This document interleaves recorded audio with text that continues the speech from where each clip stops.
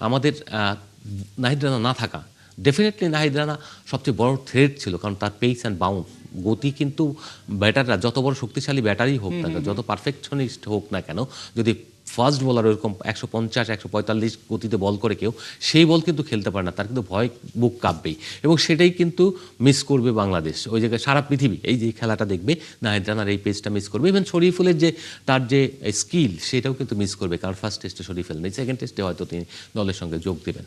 সবকিছু মিলিয়ে আমরা যেটা বুঝলাম ওভারঅল আপনার আলোচনায়, যে এই টেস্টে আসলে বাহানা দেওয়ার কোনো সুযোগ নেই। নামটা শুধুমাত্র অস্ট্রেলিয়া দেখিয়ে আমরা খেলবো না, আমরা শুধুমাত্র এখন আমাদের যে টেস্ট চ্যাম্পিয়নশিপ সেটা মাথায় রেখে খেলবো। সেকেন্দ্র ভাই, আমরা একটু আলোচনা করতে চাই, বাংলাদেশে আরেকটা সিরিজ রয়েছে, ভারত সিরিজ। গত বছর ছিল, সেটা পিছিয়ে গেছে নানা কারণে। ঠিক গতকাল প্রধানমন্ত্রী তারেক রহমান তিনি আলোচনায় বসেছিলেন বাংলাদেশে নিযুক্ত ভারতের হাই কমিশনারের সঙ্গে। সেই আলোচনা দেখে, সেখানে যদিও ক্রিকেটটা আসেনি, তবে এই যে আলোচনা, এই যে বসা, এবং একটু কি আশার আলো আমরা দেখবো, নাকি আমরা আসলে মানিয়ে নিব যে না, আসলে সিরিজটা হচ্ছে না? সব মিলিয়ে কি আছে আপনার কাছে আপডেট?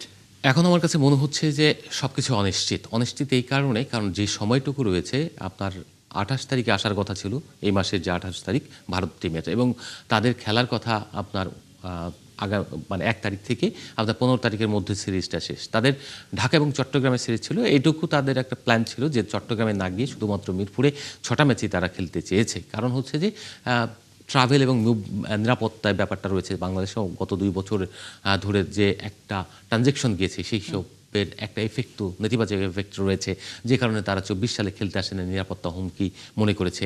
এখনও কিন্তু তারা যে একেবারে নিরাপত্তাটাকেই কিন্তু প্রধান ফোকাসের জায়গায় রেখেছে, সেই জায়গা থেকে যদি চিন্তা করা হয় যে বাংলাদেশের সাম্প্রতিক অবস্থায় হয়তো নিরাপত্তার কোনো ঝুঁকি নেই, কিন্তু তাদের কনসার্নের জায়গা তারা হয়তো চিন্তা করছে, সেই জায়গা থেকে বাংলাদেশ সরকারের কাছ থেকে 100% অ্যাসিওরেন্স পেলে ডেফিনেটলি তাদের আসার একটা সুযোগ থাকবে। 15 তারিখের মধ্যে হয়তো সিদ্ধান্তটা হতে হবে, যদি কোনো সম্ভাবনা থাকে, সেটা রাষ্ট্রীয় পর্যায় থেকে হতে হবে।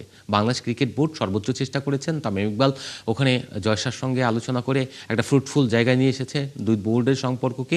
সেইখানে শুধুমাত্র এখন সিদ্ধান্ত নিতে হবে বাংলাদেশ সরকার টু ভারত সরকারের কাছে। আমি যতটুকু একটা নিউজ দেখলাম ভারতীয় মিডিয়াতে, সেখানে তারা সরকারের কাছে অনুমোদন চেয়েছে, বাংলাদেশ সিদ্ধান্ত চেয়েছে যে বাংলাদেশ সফরে আসার ব্যাপারে। যদি কোনো কারণে তারা সেটা না পায় বা ভারত এই মুহূর্তে খেলতে না আসে, তাহলে সিরিজটাকে অ্যাডজাস্ট করবে, এবং সেই সম্ভাবনাই হয়তো বেশি।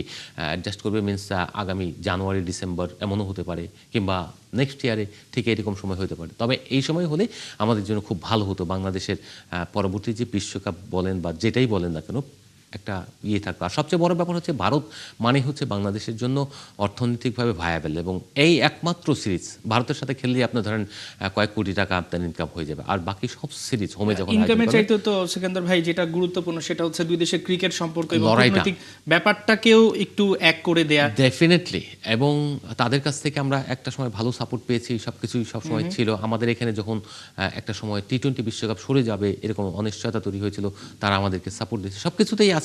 তবে ক্রিকেটেও এই সম্পর্কগুলো পুনর্জীবিত হবে, এবং আবার বাংলাদেশ ভালো ক্রিকেট খেলে তাদের ওখানে সফর করতে যাবে। তাদের যে আঞ্চলিক মুশতাক ট্রফি আছে, ওইগুলো সব জায়গায় বাংলাদেশ কিন্তু তার আগে তো আসলে এই সিরিজটা হতে হবে। আপনার কি কোনোভাবে মনে হয় যে বাংলাদেশ সরকার একটু অন্য কোনো চাপে রয়েছে? যদি তাদেরকে বাংলাদেশ গভর্নমেন্ট একটা অনুমতি দেয়, তাদের গভর্নমেন্ট অনুমতি দিবে, সো বাংলাদেশ সরকার কি অন্য কোনো অদৃশ্য কোনো চাপে রয়েছে কিনা, যে এটা যদি তারা অনুমতি দেয় কোনো একটা ঘটনা ঘটতে পারে?